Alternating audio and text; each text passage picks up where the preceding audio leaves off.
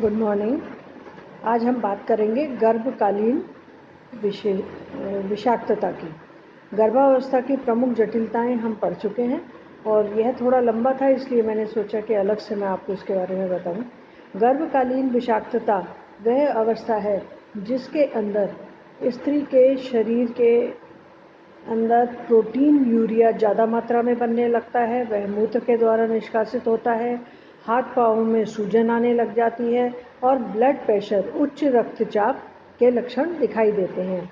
सामान्य तौर पे हम ये मान के चलते हैं 120/80 हमारा बीपी रहता है, रक्तचाप। लेकिन कुछ स्त्रियों में सामान्य तौर पर देखा जाता है कि उनके काफ़ी मात्रा में रक्तचाप रहता है। सामान्य अवस्था यदि बनी रहती है, 5 से 10 डिग्री तक बढ़ता है तो इतना चिंताजनक विषय नहीं होता। लेकिन लंबे समय तक अगर उच्च रक्तचाप बना रहे तो वह कई बार टॉक्सीमिया ऑफ प्रेगनेंसी, गर्भकालीन विषाक्तता में परिवर्तित हो सकता है। दूसरा सबसे बड़ा लक्षण होता है शारीरिक ओडिमा।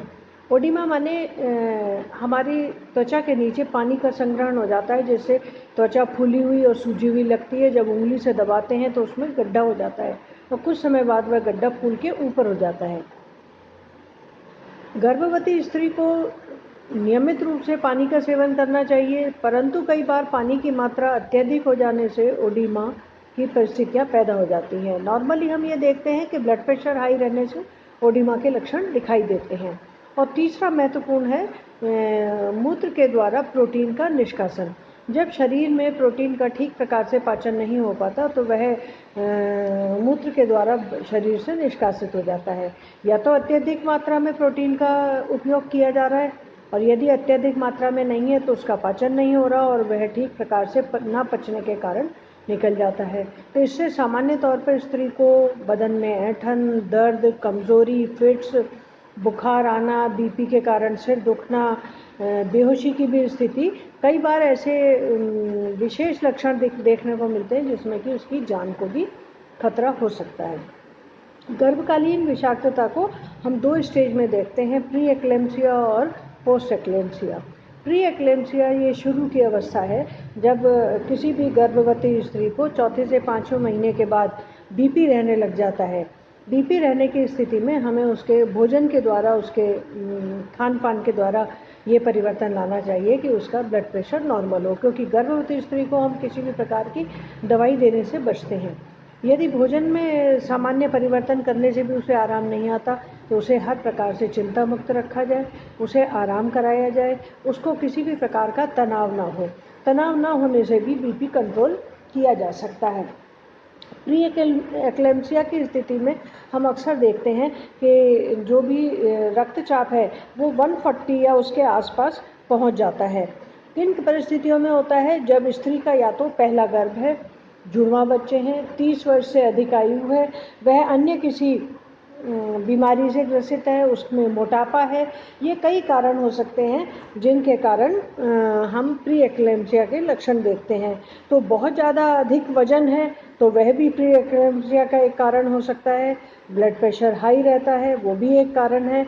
मूत्र में यूरिया का ज़्यादा निष्कासन, प्रोटीन यूरिया का, वह भी एक कारण हो सकता है। और उल्टी आना, बहुत ज़्यादा चक्कर आना, सूजन हो जाना, ये सारे लक्षण जो हैं हम अक्सर देखते हैं कि प्री एक्लेम्सिया की स्थिति में आते हैं। तो इनका उपचार कैसे है? सर्वप्रथम हम उसको आराम कराएंगे। रेस्ट बहुत इम्पॉर्टेंट है। जब भी कोई बीमारी होती है तो उसका प्रमुख कारण ना तनाव और टेंशन होता है। तो गर्भ धारण करने से कई बार टेंशन होता है कि जैसे 3 बेटियां पहले हो चुकी है, कहीं चौथी भी बेटी ना हो जाए, पहले के बच्चे मर चुके हैं तो कहीं ये बच्चा जीवित रहेगा या नहीं रहेगा, या पारिवारिक किसी कारण से उसको तनाव हो सकता है। तो उसके लिए ज़रूरी है उसे आराम दिया जाए। दूसरा होता है डाइट में कोई कमी होना, या तो नमक की मात्रा, तले भुने की, चटपटे, मिर्च मसालेदार भोजन ज़्यादा करती है तो उससे भी ये बीमारियां उत्पन्न होने की संभावना रहती है। उसे समय समय पर निद्रा की भी आवश्यकता होती है। उसे निद्रा के लिए भी मोटिवेट करना चाहिए कि वह लंबे समय तक सोए। तो आदि बीमारियों का उपचार नींद पूरी होने से भी होता है।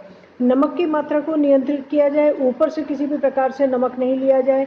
तरल पदार्थों को भी सीमित मात्रा में, क्योंकि ओडिमा में हमारी त्वचा के नीचे जल संचय होने लग जाता है, तो हमें उसको कैसे कंट्रोल करना है कि कितनी मात्रा में हम तरल ले रहे हैं और कितनी बार हम मूत्र त्याग कर रहे हैं। यदि समानांतर मात्रा में चल रहा है तब तो ठीक है, लेकिन अगर मूत्र त्याग तो कम हो रहा है और पानी ज़्यादा ले रहे हैं तो वह ओडिमा में परिवर्तित हो सकता है। मानसिक और शारीरिक तनाव मुक्ति भी बहुत अच्छा तरीका है किसी भी बीमारी से लड़ने के लिए, और नियमित स्वास्थ्य जांच अति आवश्यक है। जब हम एक्लेम्सिया की बात करते हैं तो प्री एक्लेम्सिया के जितने भी लक्षण हैं, वो लक्षण अगर तीव्रता के साथ हमें संकेत देते हैं, बहुत ज़्यादा उल्टी हो रही है, बहुत ज़्यादा सिर दुख रहा है, बीपी बहुत ज़्यादा हाई जा रहा है और पैर तकिए पे रखने से भी सूजन कम नहीं हो रही, तो वो अवस्था कहलाती है एक्लेम्सिया, जिसमें बहुत ज़्यादा मात्रा में शरीर के अंदर प्रोटीन का संचय नहीं हो पा रहा, प्रोटीन का काम नहीं हो पा रहा, ओडिमा बढ़ रहा है और बीपी हाई रहता है। स्त्री को कई बार ऐसी परिस्थिति में बेहोशी भी आ जाती है, मूर्छा भी आ जाती है। तो सबसे पहली चीज़ है कि हमें ये जानना कि प्री एक्लेम्सिया में परिवर्तित तो नहीं हो रहा, इसको जांचना जरूरी है।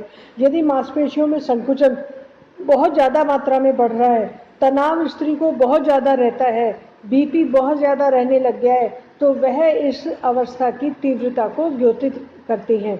मूर्छा आ जाती है, काम करते करते छटपटा के गिर जाती है, बहुत ज़्यादा थकान होती है, लेटने पर भी पैरों की सूजन नहीं जाती है, तो ऐसी अवस्था में तुरंत स्त्री को डॉक्टर के पास ले जाना चाहिए, हॉस्पिटल में एडमिट करना चाहिए और चिकित्सीय उपचार के द्वारा इन सब चीज़ों को कंट्रोल करना चाहिए।